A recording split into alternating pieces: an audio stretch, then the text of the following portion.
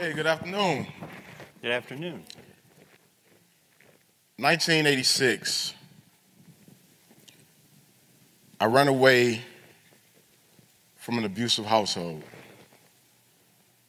I was an honor roll scholarship student with all the potential in the world. 2 weeks after I ran away, I found myself homeless, confused, and without a lot of answers to the questions I had.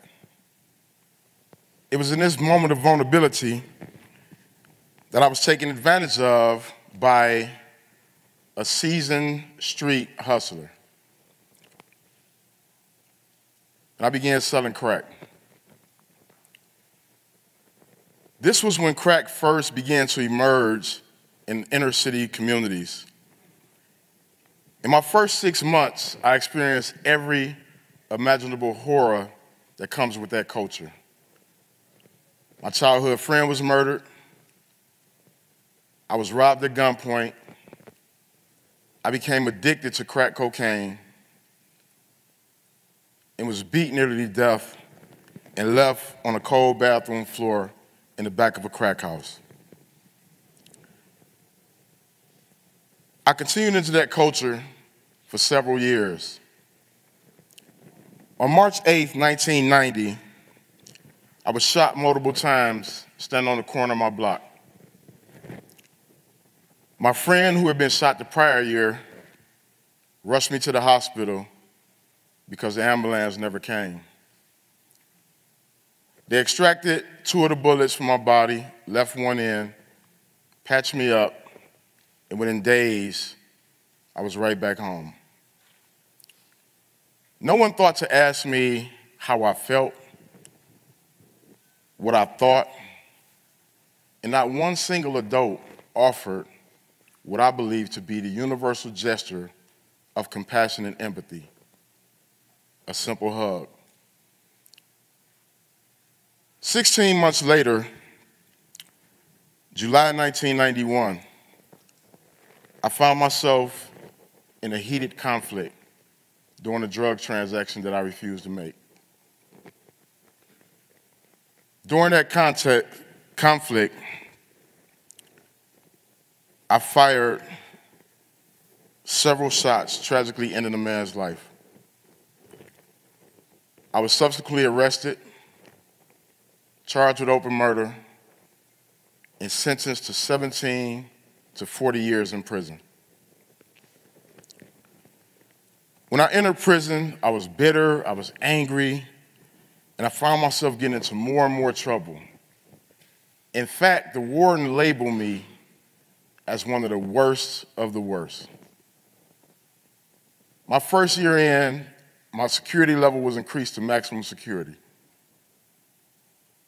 It's where I turned 20 years old at. Several years into my incarceration, I got into another conflict with an officer that led to me being sentenced to 2 additional years in prison and what turned out to be 4.5 years straight in solitary confinement. My cell was about the size of this area right here. So for 4.5 years, I would walk around in circles in that space. It was one of the darkest moments of my life, but it was also the moment that I found my light. And it came in the form of a letter from my son. And in the letter he said, "My mom told me why you're in prison, Dad, for murder. Please don't kill again. Jesus watches what you do." Hearing those words from my child made me realize that not only had I failed myself and my parents, but that if I didn't do something immediately, I would be failing a whole new generation. So I challenged myself to figure out how did I go from an honor roll scholarship student with dreams of being a doctor to serving out my most promising years in prison. I started journaling, And I started going back and going through everything that I had experienced up until that point in my life. Through this process, I realized I had never accomplished anything other than a GED. And so I challenged myself. I said, if you're committed to turning your life around, write a book. Not only write a book, but write a book in 30 days. I realized how stupid that was then. But there was no typewriter, word processor, smart tablets. It was an old school pen and pad.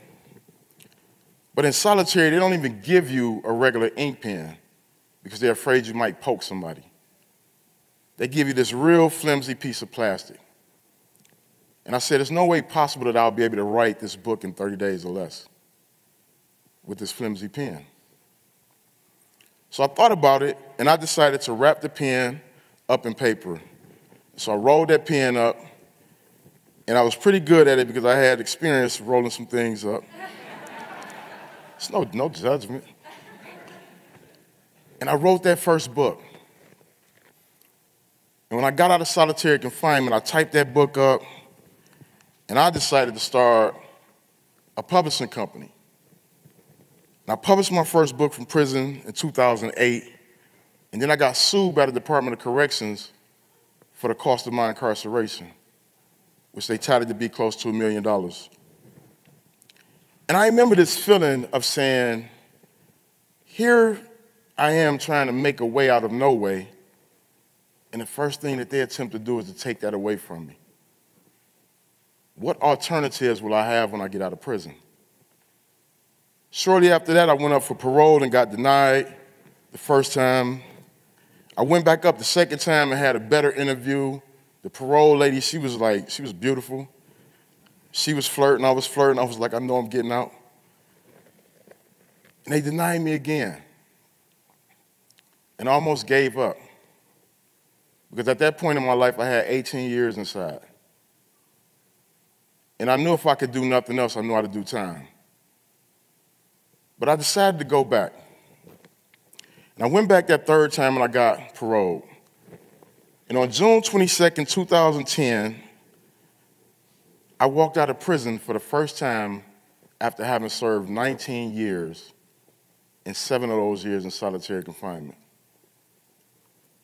On the morning I walked out, I remember the officer saying to me on my way out the door, "We'll see you back in 6 months." Now, initially, I was pissed off, but I couldn't say anything to him because I needed to get to that other side of freedom first. But later on, as I thought about it, I realized that what he was saying wasn't personal. The statistics bore witness to the fact that it was possible that I would be back in 6 months, because 70% of the men and women who walk out of prison return. But here's what actually happened. When I walked out of prison, I knew I had a responsibility to mentor young men and women who were in a very vulnerable space in their lives. And for that work, I ended up winning what's called the Black Male Engagement Leadership Award. After I won that award, I met the director of MIT Media Lab, Joy Ito. Joy Ito introduced me to a world unlike anything that I could imagine when I was incarcerated. Because when I went in, it was like Fred Flintstone. When I came out, it was like the Jetsons. And Joy invited me to become a part of a very special fellowship called the MIT Media Lab Directors Fellow. That was 2012, even though they said I'd be back in prison in 6 months. In 2013, I was nominated for a TED Prize, $1 million global prize based on a project I created at MIT Media Lab. Now, clearly I didn't win that prize because I probably would be doing something else. It's $1 million, you know? In 2014, I did a talk at TED's 30th anniversary. Because I have a felony, I wasn't allowed to travel to Vancouver, so I had to deliver my talk from New York. That talk was named one of the top talks of 2014. Currently has almost 1.5 million views. Even though they said I would be back in prison in 6 months.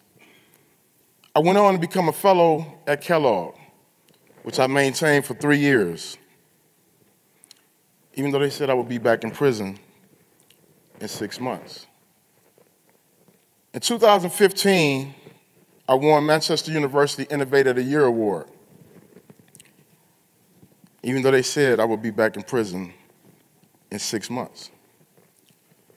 Then something magical happened in 2015. I got this phone call, and it was from an unknown number. And normally, most people probably don't answer unknown numbers because we know it's bill collectors. But I'm financially responsible, so I'm like, who is this? And on the other end, a woman said, Shaka, what does your schedule look like in June? And I was like, it's pretty flexible. And she said, okay, I hung up. I'm like, what was that about? I get a call the next day, and she said, hey, Shaka, so sorry for hanging up. I was just in a rush yesterday. But I'm calling to see if you're available because Oprah Winfrey would like to interview you. And I was like, well, let me look at my schedule. Might be able to work her in somewhere. But I ended up doing this interview with Oprah for her Super Soul Sunday segment. It's supposed to be a 45-minute interview. It turned into a 3.5-hour conversation that she later wrote and said was not only one of the best in her career, but it was one of the best in her life.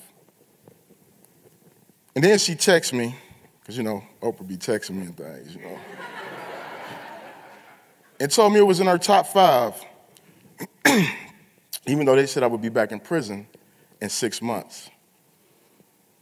In 2016, March 8th, 26 years to the day I got shot standing on that corner, my memoir, Righting My Wrongs, Life, Death, and Redemption in American Prison, debuted on the New York Times bestseller list, even though they said I'd be back in prison in 6 months. February 2017, I had this opportunity to meet President Obama. And I remember when I walked in, and he said, so, you got a book? And I was like, yeah. And he was like, so where's the president's book? I can't get a book. And I was like, man, my bad. Of all days, I don't have a book with me. But that experience happened even though they said I would be back in prison in 6 months. Recently, I was commissioned to write a monologue show about Geffen Playhouse, which I'm currently working on. And it is a story of the men and women who are currently incarcerated and the things that as society I think that we should know about. In writing this monologue show, I realized that we have a problem in society with second chances, and that we like to hold people hostage to their worst moment, even though not one of us in this room will want to be held hostage for the rest of our lives for our worst moment. And why does all this matter? It matters because there's over 2.5 million men and women currently incarcerated in the United States of America, 10,000 of which come home every week without employment opportunities, without access to college funding, without access to housing, and the high likelihood that they'll return to prison in 6 months if we fail to take actions that honors the reality that as humans, we are redeemable and that anything is possible when you extend what I personally believe is the most uniform interpretation of compassionate empathy, and that's to say, you're worthy of hope. You're worthy of a second chance. Together, I believe that we're capable of giving that. Thank y'all for your time.